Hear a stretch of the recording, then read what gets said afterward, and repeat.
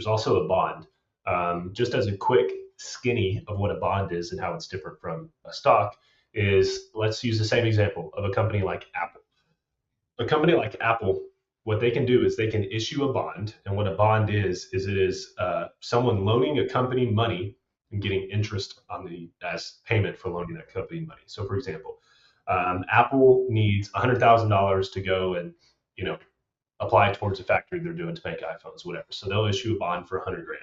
I buy that bond, so I'm giving Apple $100,000 for them to go work on this manufacturing, and they give me a stated interest rate and a stated term. So over 5 years, they're going to pay me 5% a year.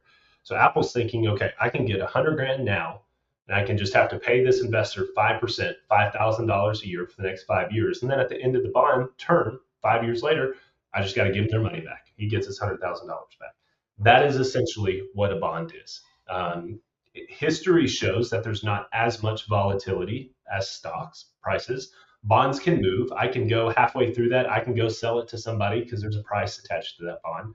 If they're looking for 2.5 years left on my bond that's paying 5% interest, or I can hold it to maturity. And essentially, what you're doing is you're just clipping your interest. That is by, you're giving a company that money. You just get your interest. If you're retired, hey, this is great. I've got mailbox money coming in. It's what I can spend, on a monthly basis. And at the end, I still have my principal. That's essentially what a bond is. Now,